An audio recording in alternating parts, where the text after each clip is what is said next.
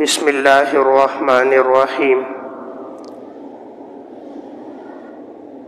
والذی جاء بالصدق وصدق به اولئک هم المتقون وقال اللہ تبارک وتعالی فی مقام آخر وسیجنبها الاتقى الذی یؤتی مالہ یتزکى وما لأحد عنده من نعمة تجزى إلا ابتغاء وجه ربه الأعلى ولسوف يرضى وقال النبي صلى الله عليه وسلم لو كنت متخذا خليلا لاتخذت أبا بكر خليلا صدق اللہ العظیم۔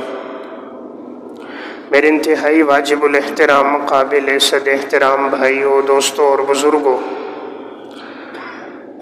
آج 20 جمادی الثانی ہے اور 2 دن کے بعد یعنی پرسوں کا جو دن ہوگا وہ 22 جمادی الثانی کا دن ہوگا، اور یہ حضرت ابو بکر صدیق رضی اللہ تعالیٰ عنہ کی وفات کا دن ہے، یعنی 22 جمادی الثانی جو انشاءاللہ اتوار کا دن ہوگا، یہ حضرت ابو بکر صدیق رضی اللہ تعالیٰ عنہ کی وفات کا دن ہے۔ تو اسی مناسبت سے میں حضرت ابو بکر صدیق رضی اللہ تعالیٰ عنہ کے فضائل اور مناقب آپ کے سامنے عرض کروں گا۔ حضرات صحابہ اکرام میں اللہ رب العزت نے جنہیں سب سے بلند و بالا مقام عطا فرمایا وہ حضرت ابو بکر صدیق رضی اللہ تعالیٰ عنہ ہیں۔ قرآن کریم کی چند آیات میں بھی ان کی فضیلت اور منقبت کی طرف اشارہ موجود ہے۔ قرآن کریم کی آیت والذی جاء بالصدق وصدق به اولئک هم المتقون، پس وہ شخص جو سچائی کو لے کر آئے اور وہ جنہوں نے اس سچائی کی تصدیق کی، یہ لوگ پرہیزگار لوگ ہیں۔ مفسرین نے لکھا ہے اس آیت کا مصداق حضرت ابو بکر صدیق رضی اللہ تعالیٰ عنہ ہے کہ رسول اللہ صلی اللہ علیہ وسلم جب سچا دین لے کر آئے تو تصدیق کرنے والے مردوں میں سب سے پہلے حضرت ابو بکر صدیق رضی اللہ تعالیٰ عنہ تھے۔ قرآن کریم میں اللہ رب العزت نے ارشاد فرمایا وَسَيُجَنَّبُهَا الْأَتْقَى الَّذِي يُؤْتِي مَالَهُ يَتَزَكَّى وَمَا لِأَحَدٍ عِنْدَهُ مِن نِّعْمَةٍ تُجْزَى إِلَّا ابْتِغَاءَ وَجْهِ رَبِّهِ الْأَعْلَى وَلَسَوْفَ يَرْضَى کہ اللہ رب العزت ضرور بھی ضرور جہنم سے دور رکھے گا اس انسان کو جو سب سے زیادہ پرہیزگار ہے، متقی انسان ہے، کہ جو اللہ کی رضا کے لیے اپنا مال خرچ کرتا ہے اور اس کا مقصد صرف یہ ہے کہ اللہ مجھ سے راضی ہو جائے۔ تو اس آیت میں اللہ رب العزت نے الاتقى فرمایا، یہ اس میں تفضیل کا صیغہ ہے، اس کا معنی سب سے زیادہ پرہیزگار۔ اور امام رازی رحمۃ اللہ علیہ نے تفسیر کبیر میں اور امام بغوی نے معالم التنزیل میں لکھا ہے، دیگر مفسرین نے بھی اس سے مراد حضرت ابو بکر صدیق رضی اللہ تعالیٰ عنہ ہے۔ اور اللہ کے ہاں سب سے زیادہ معزز انسان ان اکرمکم عند اللہ اتقاکم، جو جتنا متقی پرہیزگار ہوگا اللہ کے ہاں اتنا ہی معزز ہوگا۔ اور اللہ تعالیٰ نے ابو بکر صدیق کو الاتقى فرمایا، یعنی سب سے زیادہ پرہیزگار یہ ہیں۔ رسول اللہ صلی اللہ علیہ وسلم کا جو ہجرت کا سفر ہے، اس سفر میں حضرت ابو بکر صدیق رضی اللہ تعالیٰ عنہ حضور کے ساتھ تھے۔ اللہ تعالیٰ نے قرآن کریم میں آپ کی صحابیت کو بھی، آپ کی رفاقت فی الغار کو بھی بیان فرمایا الا تنصروه فقد نصره الله اذ اخرجه الذين كفروا ثاني اثنين اذ هما في الغار اذ يقول لصاحبه لا تحزن ان الله معنا، کہ اگر تم رسول اللہ صلی اللہ علیہ وسلم کی مدد نہیں کرو گے تو یقیناً اللہ آپ کی مدد کرے گا۔ اور یہ 2 میں دوسرے ہیں جو آپ صلی اللہ علیہ وسلم کے ساتھ تھے اور یہ حضور کے ساتھی ہیں، اور آپ غمگین نہ ہو، یقیناً اللہ ہمارے ساتھ ہے۔ تو اس آیت میں اللہ رب العزت نے حضرت ابو بکر صدیق رضی اللہ تعالیٰ عنہ کو حضور کا ساتھی اور صحابی فرمایا۔ امام قرطبی رحمۃ اللہ علیہ نے تفسیر قرطبی میں لکھا کہ حضرت صدیق اکبر کی صحابیت قرآن کریم سے ثابت ہے، اس لیے مفسرین نے یہ نقطہ ذکر کیا ہے کہ من انکر صحبت ابی بکر صدیق فہو کافر، جو حضرت ابو بکر صدیق رضی اللہ تعالیٰ عنہ کی صحابیت کا قائل نہیں ہوگا، انکار کرے گا، ایسا شخص دائرہ اسلام سے خارج ہے۔ اس لیے کہ حضرت ابو بکر صدیق کا صحابی ہونا قرآن کریم سے ثابت ہے، اور اللہ رب العزت نے حضرت ابو بکر صدیق کے بارے میں فرمایا ثانی اثنین، دو میں سے دوسرا، تو ہر کام میں آپ کو اول رسول اللہ صلی اللہ علیہ وسلم نظر آئیں گے اور دوسرے حضرت ابو بکر صدیق رضی اللہ تعالیٰ عنہ نظر آئیں گے۔ حضور جب دین لے کر آئے تو سب سے پہلے اول حضور ہیں، پیغمبر اپنی نبوت پر ایمان سب سے پہلے خود لے کر آتا ہے، تو مردوں میں سب سے پہلے دوسرے نمبر پر ایمان لانے والے ابو بکر تھے۔ ہجرت کے سفر میں اگر حضور اول ہیں تو ابو بکر آپ کے ساتھ ثانی ہیں، اللہ کے راستے میں مال خرچ کرنے میں حضور اول ہیں تو ابو بکر صدیق ثانی ہیں، معراج کی تصدیق کرنے میں حضور اول ہیں تو ابو بکر صدیق ثانی ہیں۔ آپ علیہ السلام کے دنیا سے جانے کے بعد آپ کے روضہ اطہر میں آپ کی قبر پہلے بنی تو آپ اول ہیں تو ابو بکر صدیق ثانی ہیں۔ دنیا میں بھی مزار میں آپ کے ساتھ ہیں، اور حوض کوثر پہ بھی رسول اللہ صلی اللہ علیہ وسلم نے فرمایا تھا انت صاحبی علی الحوض و صاحبی علی الغار، کہ تم حوض کوثر پہ بھی میرے ساتھی ہو، تم غار کے بھی میرے ساتھی ہو۔ غار ثور میں بھی اگر حضور اول ہے تو ابو بکر صدیق ثانی ہے۔ امامت میں بھی حضور اول ہے تو اپنی زندگی میں جن کو اپنے مصلے پہ کھڑا کیا اور جنہوں نے 17، 18 یا 21 نمازیں پڑھائیں تو وہ ابو بکر صدیق ہیں۔ خلافت میں بھی اگر حضور اول ہے تو آپ کے بعد جانے والے اور خلافت پہ نامزد ہونے والے ابو بکر ثانی ہیں۔ تو قرآن کی تعبیر تھی ثانی اثنین، دو میں سے دوسرا، تو صدیق اکبر کی صحابیت بھی قرآن سے ثابت ہے۔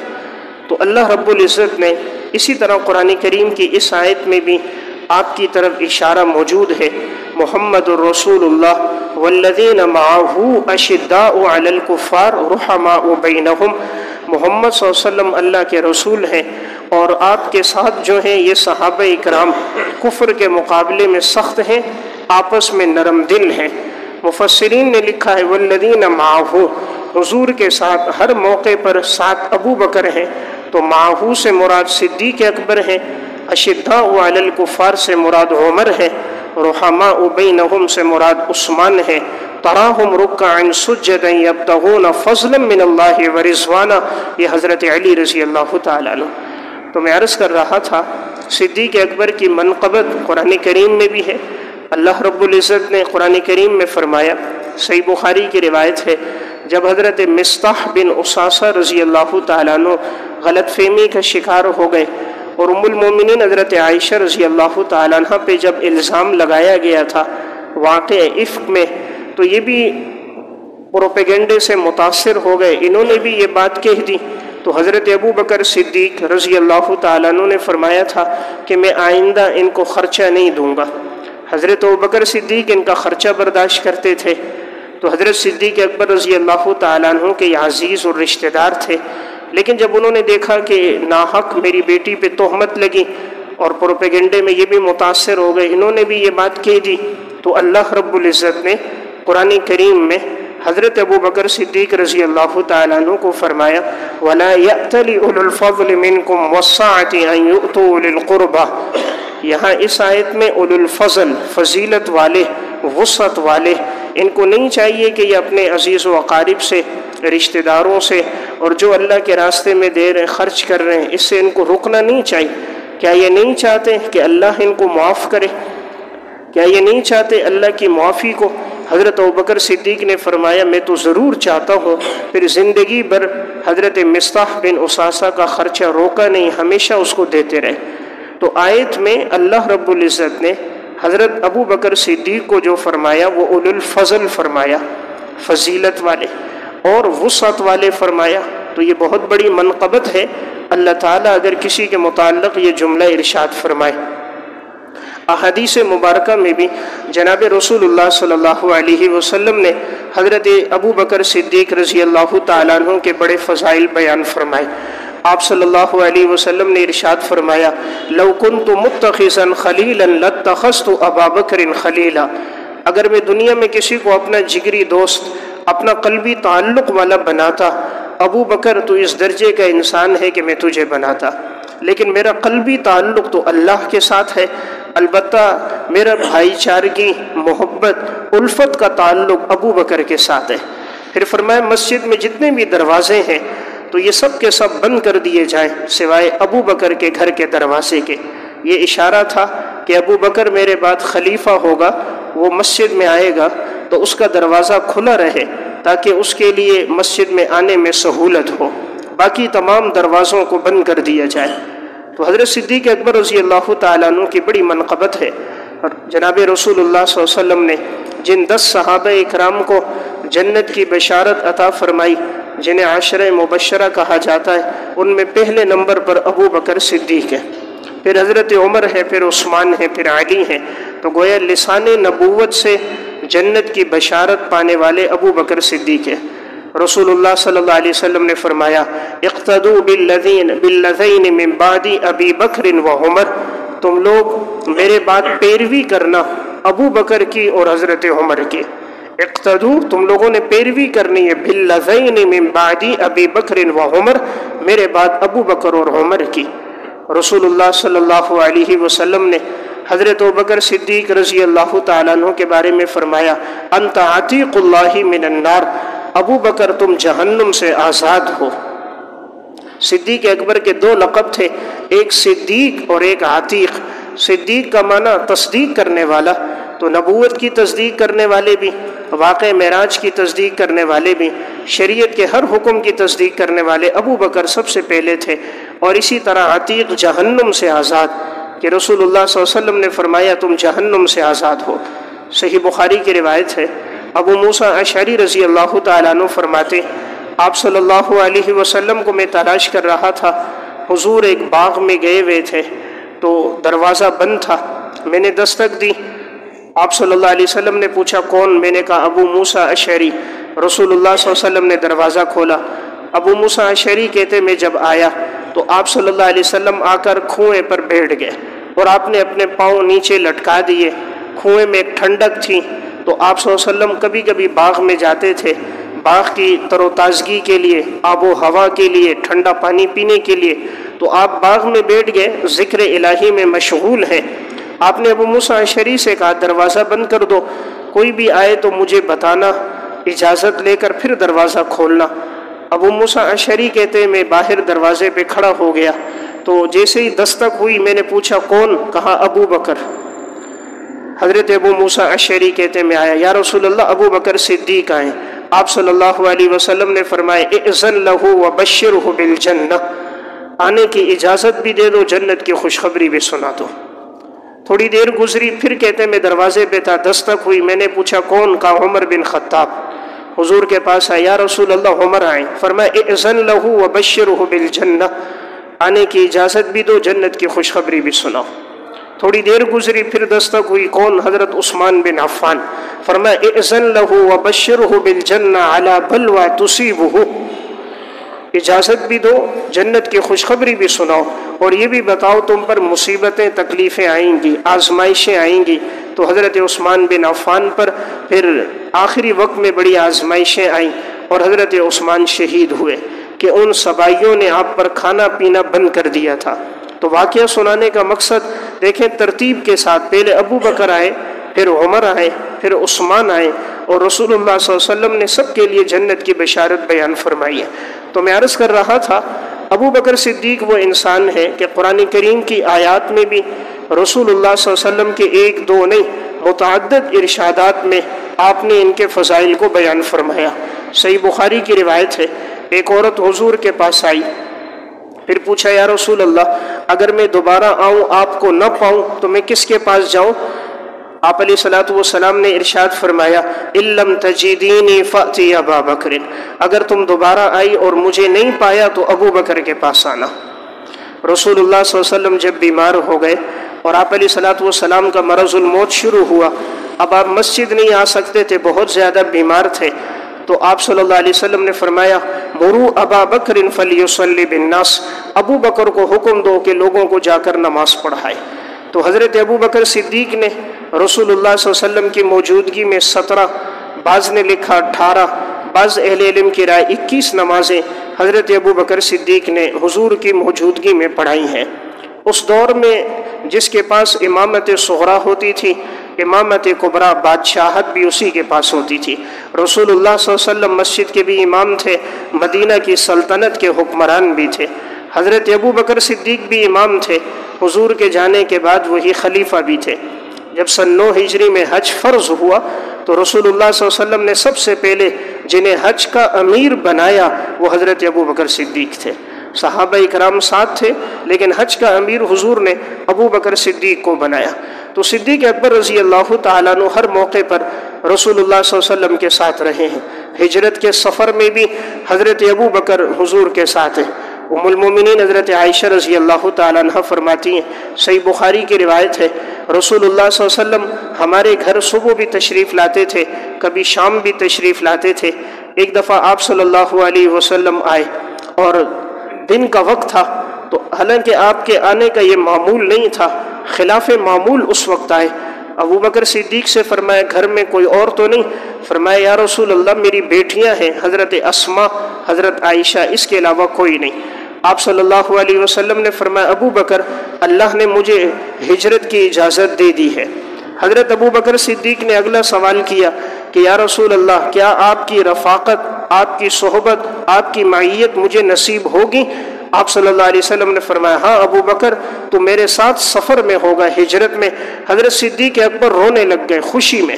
ام المومنین حضرت عائشہ فرماتی ہیں اس دن مجھے پتہ چلا انسان خوشی میں بھی روتا ہے، ویسے تو آدمی صدمے میں روتا ہے لیکن کبھی بڑی خوشی کی خبر آ جائے تب بھی انسان روتا ہے۔ تو حضرت ابو بکر صدیق خوشی میں رونے لگ گئے کہ ہجرت کے سفر میں میں رسول اللہ صلی اللہ علیہ وسلم کے ساتھ ہوں گا۔ سارے سفر ہجرت میں اپنے پورے خاندان کو رسول اللہ صلی اللہ علیہ وسلم کی خدمت میں لگانے والے ابو بکر صدیق ہیں۔ جب ہجرت کے سفر کا آغاز ہوا ہے، اب جو کھانا باندھا جا رہا تھا زاد راہ کے طور پر حضرت اسما رضی اللہ تعالیٰ عنہ ابو بکر صدیق کی بیٹی ہیں، ان کا کمر بند تھا تو انہوں نے اس کو پھاڑا اور پھاڑ کر اس میں انہوں نے باندھا، ایک میں پانی ایک میں کھانا، اسی لیے ان کا لقب ہو گیا ذات النطاقین۔ اب یہ حضرت اسما رضی اللہ تعالیٰ عنہ یہ کھانا رسول اللہ صلی اللہ علیہ وسلم کے لیے جب لے جایا جاتا تھا تو یہ سب حضور کی خدمت میں ہوتے تھے۔ ایک تھے عامر بن فہیرہ، حضور کے ساتھ ابو بکر جب غار میں تھے عامر بن فہیرہ بکریاں چرانے کے لیے آتے تاکہ ہر رات رسول اللہ صلی اللہ علیہ وسلم ابو بکر کو تازہ دودھ پلایا جا سکے۔ تو غار سور میں بکریاں چراتے ہوئے یہ آ رہے ہوتے تھے اور تاکہ نشانات قدم مٹ جائے۔ صدیق اکبر کے بیٹے عبداللہ وہ دن بھر کی جو خبریں ہوتی تھیں وہ آپ صلی اللہ علیہ وسلم ابو بکر تک پہنچاتے تھے، اور جب کوئی کھانا دودھ ہوتا کوئی اہم چیز ہوتی تو حضرت اسما رضی اللہ تعالیٰ عنہ بھی پہنچاتی تھیں۔ یعنی گویا پورا گھرانہ ابو بکر صدیق کا رسول اللہ صلی اللہ علیہ وسلم کی خدمت میں لگا ہوا تھا۔ صدیق اکبر نے اولاد کی تربیت کیسے کی تھی؟ مسند احمد میں واقعہ ہے، البدایہ والنہایہ میں، جس وقت ہجرت کا سفر شروع ہو گیا آپ صلی اللہ علیہ وسلم ابو بکر صدیق چلے گئے، ابو جہل بدبخت آیا، دستک دی، حضرت اسما باہر نکلی، اس وقت چھوٹی سی بچی تھیں، ابو جہل ظالم نے ہاتھ سے پکڑا اور زور سے منہ پہ تھپڑ مارا، اتنے زور سے مارا کہ حضرت اسما نیچے گر گئے اور ان کا سر پیشانی ایک پتھر پہ لگی اور ان کے کان کی بالی ٹوٹ کے گر گئی اور یہاں خون بہنے لگ گیا۔ ابو جہل نے پھر ہاتھ سے پکڑا اور کھڑا کیا، کہا بتاؤ اسما محمد کہاں ہے، ابو بکر کہاں ہے؟ حضرت اسما چھوٹی سی بچی ہیں لیکن صدیق اکبر کی تربیت کا اثر ہے۔ ابو جہل ظالم سے کہا تو میری جان تو نکال سکتا ہے لیکن یہ نہیں بتاؤں گی رسول اللہ صلی اللہ علیہ وسلم کہاں ہے، ابو بکر کہاں ہے، قتل کرتے ہو قتل کر دو، مار دو، نہیں بتاؤں گی۔ چھوٹی سی بچی ہیں، یہ تربیت کا اثر تھا حضرت ابو بکر صدیق رضی اللہ تعالیٰ عنہ کی۔ یہی ابو بکر صدیق رضی اللہ تعالیٰ عنہ جب ہجرت کے سفر میں گئے ہیں جو کچھ دراہم دینار تھے ساتھ لے لیے کہ سفر میں ضرورت پڑ سکتے ہیں، تو جب سب کچھ ساتھ لے کر چلے گئے، ابو قحافہ اس وقت تک اسلام نہیں لائے تھے، ابو بکر صدیق کے یہ والد ہیں، مسند احمد میں سبل الہدا والرشاد میں یہ واقعہ ہے۔ تو ابو قحافہ کی آنکھوں کی بینائی جا چکی تھی، نابینا تھے۔ ابو بکر صدیق کے والد ہیں، حضرت اسما کے دادا ہیں۔ جب ابو بکر صدیق ہجرت میں چلے گئے سفر میں، تو انہوں نے اپنی پوتی سے پوچھا کہ مجھے لگتا ہے ابو بکر سب کچھ لے کے چلا گیا، تمہارے لیے کچھ نہیں چھوڑا ہوگا، تو تم بچیاں ہو، گھر والے ہو، گزر بسر کیسے کرو گی؟ اب یہ چھوٹی سی بچی ہیں، کہتے ہیں میں نے اپنے دادا جان کو تسلی دینے کے لیے تاکہ دادا جان پریشان نہ ہو، میں باہر گئی، چھوٹے چھوٹے پتھر کہ جو درہم اور دینار کے مشابہ ہوتے ہیں اس طرح کے سنگریزے جمع کر دیے، جہاں صدیق اکبر دراہم دینار رکھتے تھے میں نے وہاں سارے بچھا دیے، اوپر ایک موٹی چادر ڈال دی۔ تو جب دادا پوچھنے لگے تو چونکہ نابینا تھے میں نے ان کا ہاتھ پکڑا اور یوں اوپر اوپر لگا دیا، تو انہوں نے یوں چادروں پہ لگائے تو وہ سمجھے کہ نیچے درہم دینار بہت سے پڑے ہیں، تو دادا کو تسلی ہو گئی کہ جب اتنا چھوڑا ہے تو کوئی بات نہیں۔ حالانکہ حضرت اسما فرماتی تھیں صدیق اکبر جو کچھ تھا سب ہجرت کے سفر میں لے کے چلے گئے تھے۔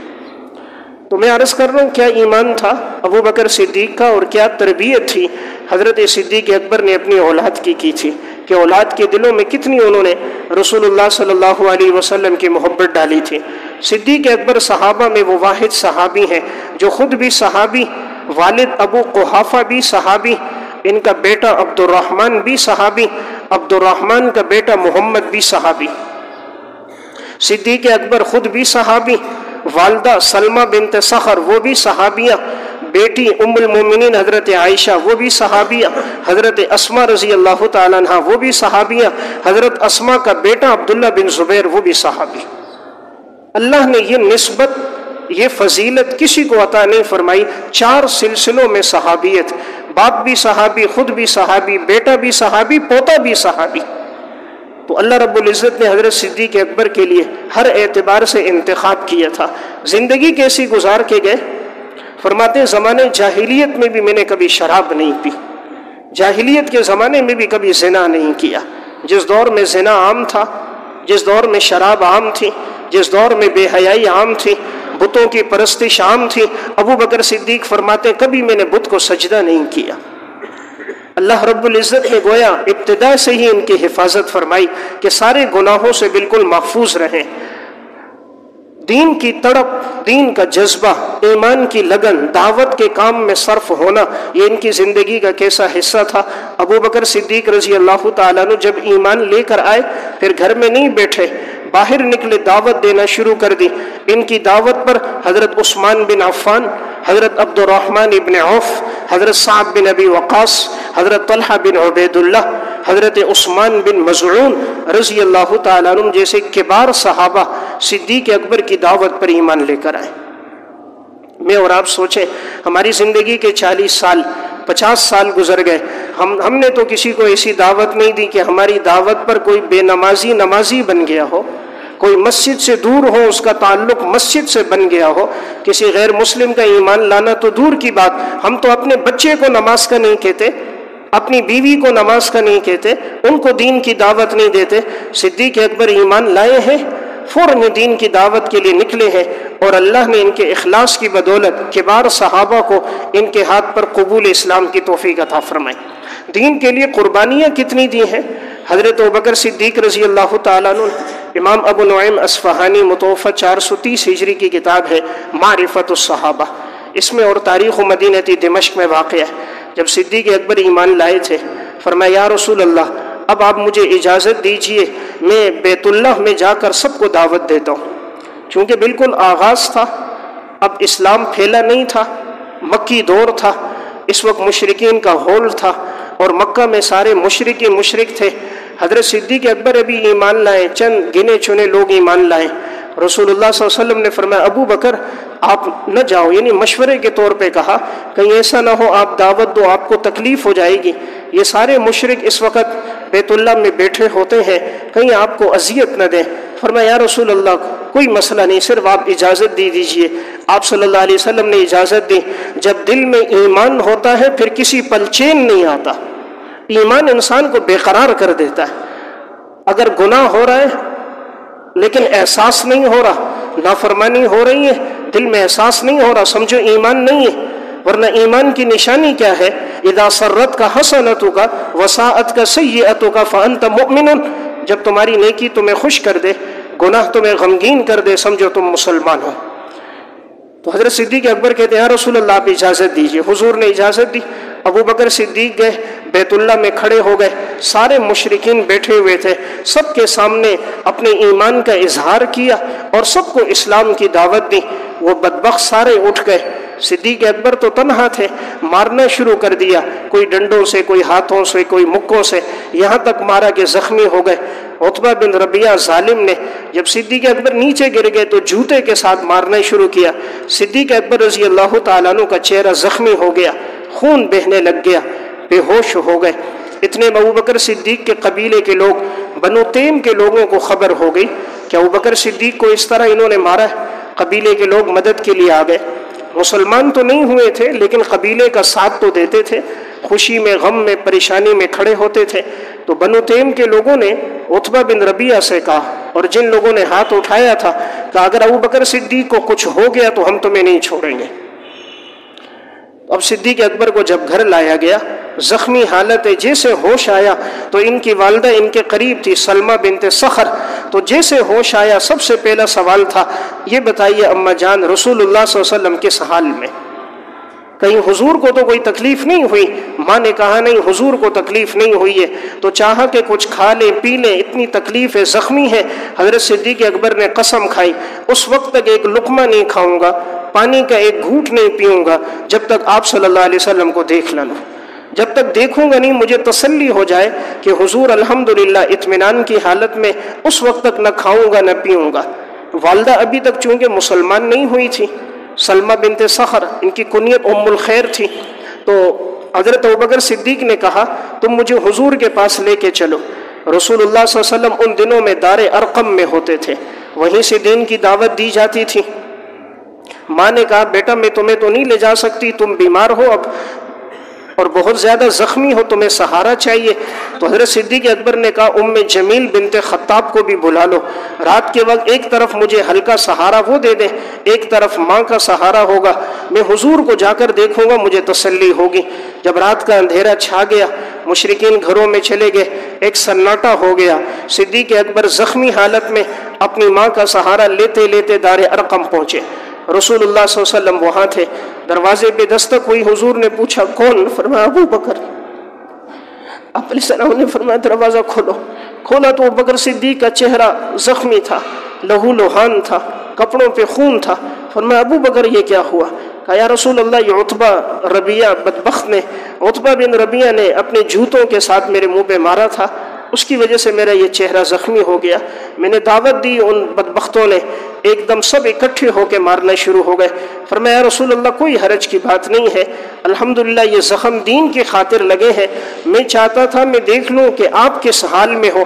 آپ صلی اللہ علیہ وسلم کی آنکھوں سے آنسو بہنے لگ گئے کہ آج صدیق اکبر کو دین کی خاطر تکلیفیں دی گئی اور ان کا چہرہ لہو لوہان ہو گیا۔ رسول اللہ صلی اللہ علیہ وسلم نے ابوبکر صدیق کو گلے لگایا۔ حضرت صدیق اکبر نے فرمایا یا رسول اللہ یہ میری والدہ ہے سلمہ بنت صخر، آپ دعا فرما دیجیے اللہ ان کو ہدایت دے دے، اللہ انہیں اسلام کی توفیق دے دے۔ آپ علیہ الصلوۃ والسلام نے ہاتھ اٹھائے، یا اللہ ابو بکر کی والدہ کو ہدایت عطا فرما دے۔ نبوت کے ہاتھ اٹھے ہیں، ابھی نیچے نہیں ہوئے، اللہ نے صدیق اکبر کی والدہ کے دل کو پلٹ دیا، اسی موقع پر مسلمان ہو گئی۔ جس طرح صحیح مسلم میں ہے، حضرت ابو ہریرہ رضی اللہ تعالیٰ عنہ حضور کے پاس آئے تھے، کہا یا رسول اللہ آپ میری والدہ کے لیے دعا فرما دیجئے، میری والدہ کبھی نازیبہ جملے کے دیتی ہے، مجھ سے برداشت نہیں ہوتا، آپ دعا فرمائے اللہ میری والدہ کو ہدایت دے دے۔ آپ صلی اللہ علیہ وسلم نے ہاتھ اٹھائے، اللہم اہدی امی ابا ہریرہ، یا اللہ ابو ہریرہ کی والدہ کو ہدایت عطا فرما دے۔ ابو ہریرہ فرماتے جب میں دوڑتا ہوا گھر جا رہا تھا، دروازے تک پہنچا، پانی کے گرنے کی آواز آ رہی تھی، میں پتہ سمجھ گیا کہ میری والدہ غسل کر رہی ہیں، دستک دی، فرمایا ابو ہریرہ صبر کرو، تو میں صبر کیا، غسل کیا، بڑی چادر ڈالی، فرمایا ابو ہریرہ حضور کے پاس لے کے چلو میں ایمان لے کر آتی ہوں۔ تو میں عرض کر رہا تھا صدیق اکبر رضی اللہ تعالیٰ عنہ دین کی خاطر لہو لوہان ہوئے، دین کی خاطر زخمی ہوئے۔ میں اور آپ سوچیں ہماری زندگی کے 50 سال گزر گئے، کیا ہم نے بھی کسی کو دین کی دعوت دی؟ ہم کاروبار کی دعوت تو دیتے ہیں، مال اور منصب پیسے کی دعوت تو دیتے ہیں، کسی کو دین کی دعوت دیتے ہیں، کیا ہماری دعوت پر کوئی بے نمازی نمازی بن گیا؟ ہمیں اس کی فکر نہیں، یہ فکر ہے مکان 2 ہے 4 ہو جائے، اس کی فکر ہے کہ پیسہ بڑھتا جائے، بینک بیلنس بڑھتا جائے، اللہ کا دین مٹتا ہے مٹ جائے، اس کی فکر کوئی نہیں۔ رسول اللہ صلی اللہ علیہ وسلم نے سب سے زیادہ قربانیاں دی، پھر صحابہ نے قربانیاں دی اور یہ دین پہنچایا۔ تو میں عرض کر رہا تھا ابو بکر صدیق رضی اللہ تعالیٰ عنہ کے مناقب کہ جنہوں نے ساری زندگی اسلام کی آبیاری میں اپنا مال لگایا۔ سنن ابی داؤد کی روایت ہے، غزوہ تبوک کا موقع تھا، رسول اللہ صلی اللہ علیہ وسلم نے فرمایا تھا جس کے پاس جو کچھ ہو لے کر آئے۔ حضرت ابو بکر صدیق سارے گھر کا سامان لے کر آئے تھے، حضرت عمر آدھے گھر کا سامان لائے تھے۔ حضرت عمر فرماتے تھے میں سوچ رہا تھا آج میں ابو بکر سے آگے بڑھ جاؤں گا، لیکن جب رسول اللہ صلی اللہ علیہ وسلم نے ابو بکر سے پوچھا ما ابقیت لأہلک، اپنے گھر والوں کے لیے کیا چھوڑ کر آئے ہو؟ فرمایا اللہ اور اس کے رسول کا نام چھوڑ کر آیا ہوں، باقی جو کچھ تھا سب لے کر آ گیا۔ حضرت عمر نے فرمایا تھا اللہ کی قسم ابو بکر میں تجھ سے سبقت نہیں کر سکتا، نیکی کے کسی کام میں میں تجھ سے سبقت نہیں کر سکتا۔ ہمارے سامنے سے تو مسجد کی جھولی گزرے، اللہ کے نام پر دینے کی باری آئے تو جیب میں سکے تلاش کرتے، 2 روپے کا سکہ، 5 روپے، 10 روپے اللہ کے نام پر دے دو، خدا سے مانگتے کروڑوں روپے، رب کے نام پر دینے کی باری آتی ہے تو سکے تلاش کرتے ہیں۔ تو کیا ایمان ابو بکر کا؟ ایمان لائے 40,000 دراہم کے مالک تھے، جب دنیا سے جا رہے تھے اتنے پیسے نہیں تھے کہ کفن کا کپڑا خریدا جا سکے۔ ام المومنین حضرت عائشہ سے فرمایا تھا کہ جب میرا انتقال ہو جائے تو یہ جو 2 چادریں ہیں اسی کو دھو لینا اور اسی میں مجھے کفن دے دینا۔ حضرت عائشہ نے کہا ابا جان آپ کے لیے نئی چادریں لیں گے؟ فرمایا نئی چادریں تو زندوں کے لیے بہتر ہوتی ہیں، اب آگے کا سفر ہے وہاں تو اعمال کام آئیں گے، اگر اعمال اچھے ہیں چادریں نئی بھی ہیں تو کوئی بات نہیں، اعمال خدا نہ خواستہ اچھے نہ ہو، چادریں جتنی اہم ہو، کفن کا کپڑا جتنا مہنگا ہو، یہ فائدہ نہیں دیتا۔ تو میں عرض کر رہا تھا صدیق اکبر کی ساری زندگی اسلام کی آبیاری میں گزری ہے۔ اشہر مشاہیر الاسلام میں واقعہ ہے، ایک دفعہ گھر والی نے کہا کچھ میٹھا کھانے کو دل کرتا ہے، کوئی آپ کے پاس اگر تھوڑی سی رقم ہو، کچھ تھوڑے سے دراہم ہو تو کچھ میٹھا گھر میں بن جائے۔ ایک عرصہ ہوا کچھ میٹھا گھر میں نہیں بنا، ابو بکر صدیق نے فرمایا جو معاوضہ بیت المال کا تھوڑا سا ملتا ہے اس سے گزر بسر ہوتا ہے، میرے پاس اس کے علاوہ کچھ نہیں۔ اب گھر والی بچا کے چند دن بچائے تو ایک حریرہ، ایک حلوہ تیار ہو گیا، حضرت ابوبکر صدیق کے سامنے رکھا۔ جب آپ نے کھایا بعد میں گھر والی سے پوچھا یہ تم کہاں سے لائی؟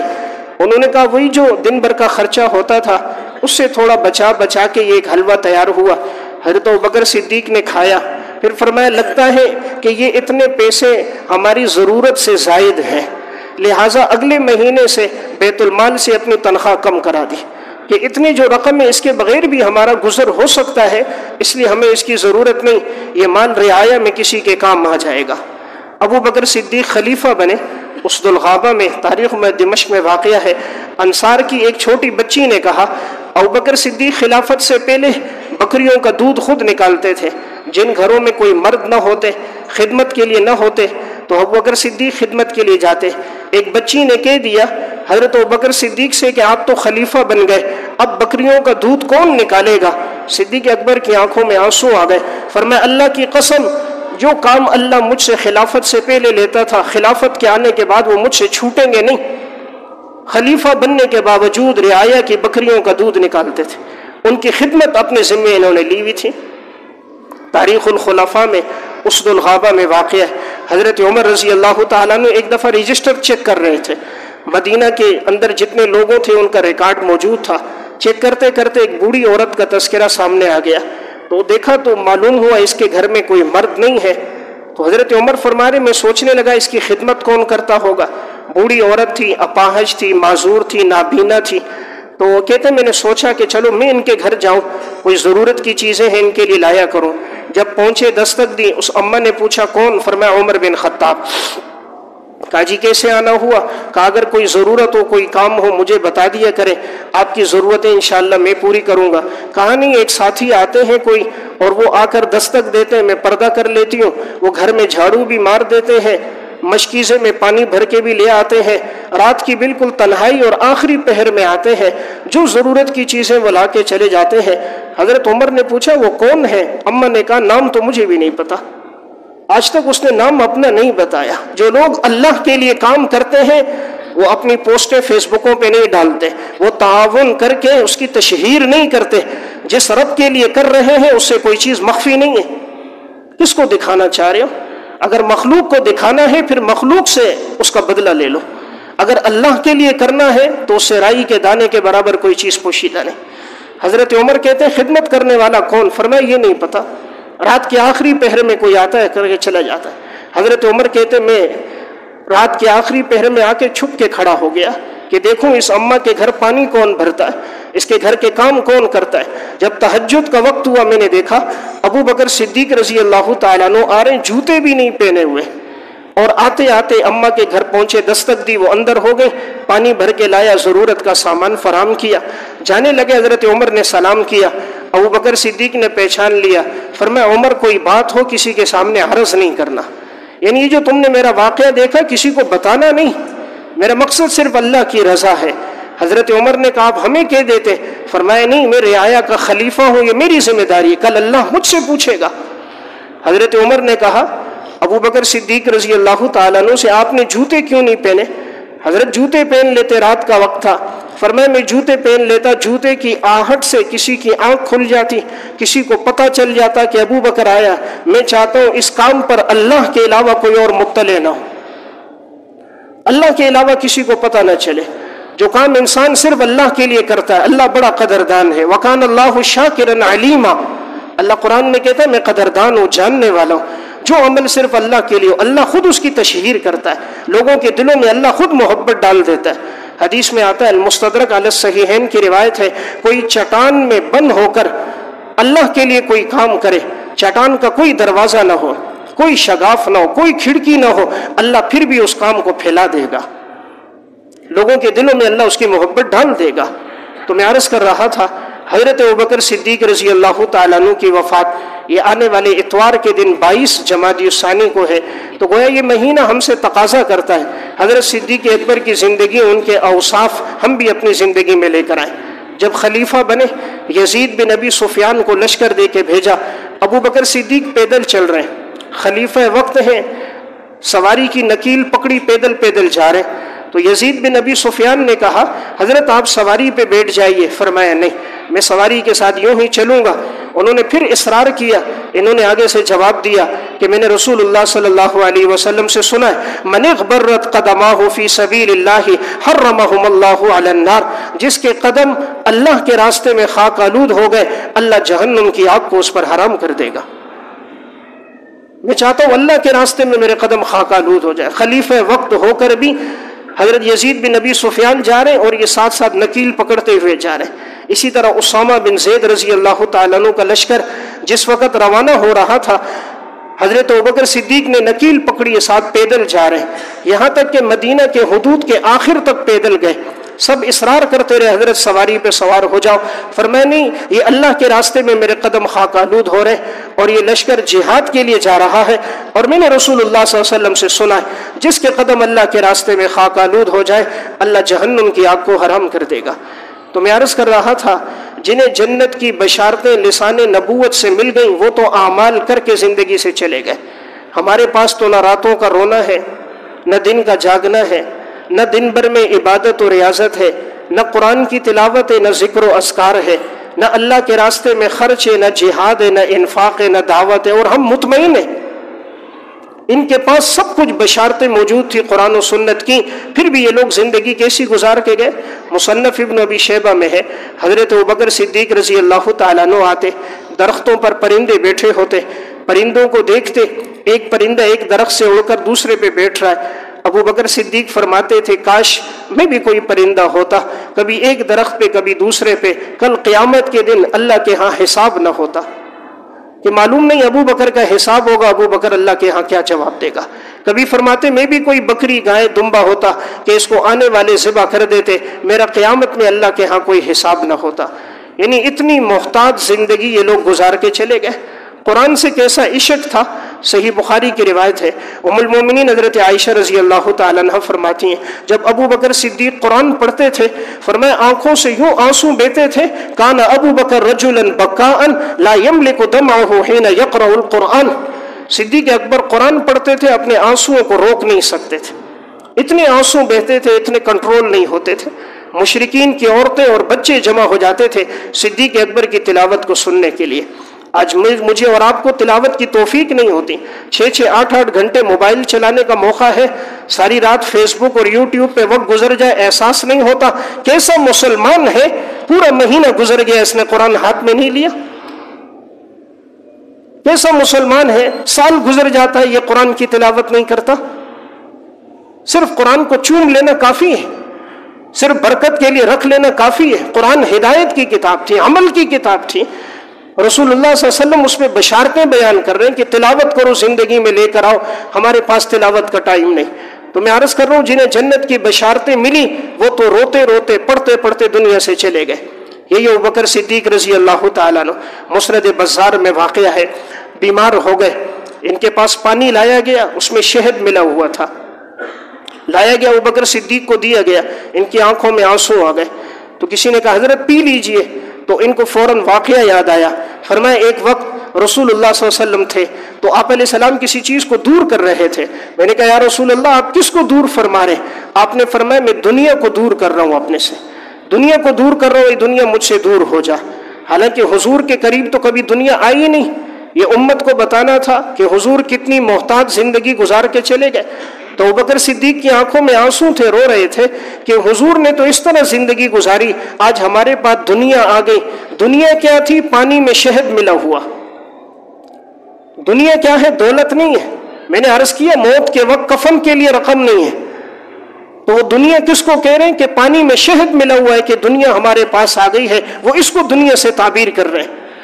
جب آخری وقت ہوا دنیا سے جانے کا، طبقات الکبریٰ میں اسد الغابہ میں واقع ہے، ام المومنین حضرت عائشہ رضی اللہ تعالیٰ عنہ حضرت صدیق اکبر کی بیٹی ہیں، والد کے قریب بیٹھی ہوئی ہیں، پوچھا کہ حضور کا انتقال کب ہوا تھا؟ فرمایا پیر کے دن ہوا تھا۔ کہا امید ہے کہ انشاءاللہ میرا بھی اسی دن ہوگا۔ تو حضرت ابوبکر صدیق کا انتقال بھی پیر کے دن ہوا۔ رسول اللہ صلی اللہ علیہ وسلم کی عمر تھی 63 سال، ابوبکر صدیق کی عمر بھی پھر ہوئی 63 سال۔ رسول اللہ صلی اللہ علیہ وسلم کو جس چارپائی پہ رکھا گیا تھا اسی چارپائی پہ آخر میں ابوبکر صدیق بھی تھے۔ حضور نے وفات سے پہلے مسواک کی تھی، صدیق اکبر نے بھی وفات سے پہلے مسواک کی تھی۔ حضور کی مسواک کو ام المومنین نے چبایا تھا، صدیق اکبر کی مسواک کو بھی ام المومنین نے چبایا تھا۔ حضور دنیا سے جا رہے تھے، آپ علیہ السلام کا سر ام المومنین کی گود میں تھا، ابوبکر صدیق دنیا سے جا رہے تھے تو بیٹی کی گود میں ان کا بھی سر تھا۔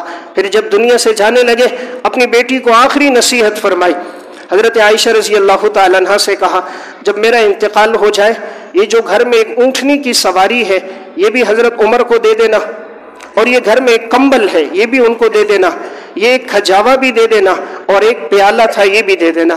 یعنی میں جب تک خلیفہ تھا میں ان چیزوں کو استعمال کرتا تھا، کمبل کو، اس پیالے کو، اس اونٹنی کو، اب جب میں دنیا سے جا رہا ہوں یہ میراث نہیں ہے، یہ حضرت عمر کو دے دینا۔ جب حضرت عمر تک یہ پہنچائے گئے حضرت عمر رونے لگ گئے، فرمایا ابو بکر تم ایسی زندگی گزار کے گئے ہو، تمہارے بعد اس طرز زندگی کو باقی رکھنا بہت مشکل ہے کہ جیسی تم نے زندگی گزاری ہم میں سے کوئی ایسی زندگی نہیں گزار سکتا۔ تو میں عرض کر رہا تھا ساری زندگی اسلام کی آبیاری میں گزری، راتوں کا رونا بھی کتنا تھا۔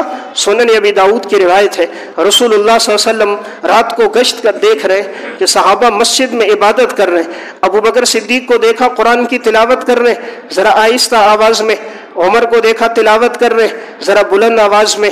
صبح ہوئی رسول اللہ صلی اللہ علیہ وسلم نے پوچھا ابو بکر تم آہستہ قرآن پڑھ رہے تھے تہجد میں؟ فرمایا یا رسول اللہ اللہ کو سنا رہا تھا اور اللہ تو شیرک سے زیادہ قریب ہے۔ فرمایا عمر تم بلند آواز سے پڑھ رہے تھے؟ فرمایا یا رسول اللہ شیطان کو بھگا رہا تھا، سوئے ہوئے لوگوں کو جگا رہا تھا۔ رسول اللہ صلی اللہ علیہ وسلم کے مزاج میں اعتدال تھا، نبوت کی تعلیم تھی۔ ابو بکر اپنی آواز کو تھوڑا بلند کر دو، عمر اپنی آواز کو تھوڑا پست کر دو، درمیانی آواز میں قرات ہو۔ واقعہ سنانے کا مقصد ساری رات تہجد میں گزر رہی ہے، قرآن کی تلاوت میں گزر رہی ہے۔ تو بہرحال یہ تقاضا ہم سے یہ ہے کہ حضرت صدیق اکبر کی زندگی سے ہم خود بھی روشناس ہوں، اپنی اولاد کو بھی ہم ان سے روشناس کرائیں۔ آج ہماری نئی نسل صحابہ کو جانتی نہیں ہے، وہ کرکٹ کے کھلاڑیوں کو جانتی ہے، وہ فلمی اداکاروں کو جانتی ہے۔ کسی بچے سے پوچھو عشرہ مبشرہ کے نام کیا ہے، جن 10 صحابہ کو جنت کی بشارت ملی وہ بچے کو کیا پتا، بچے کے باپ کو بھی نہیں پتا۔ ہاں یہ پوچھو کرکٹ کے پاکستان کی ٹیم کے کھلاڑیوں کے نام کیا ہے، وہ آپ کو سب بتائیں گے، کیونکہ ہمارے دلوں میں وہ عظمت اور عقیدت نہیں رہی، ہم نے اسلام کے جانثاروں کی تاریخ کو فراموش کر دیا۔ تو صحابہ سے عقیدت اور محبت بھی ہو، کوئی بدبخت گستاخی کرے تو اس کو بھی سمجھانا چاہیے۔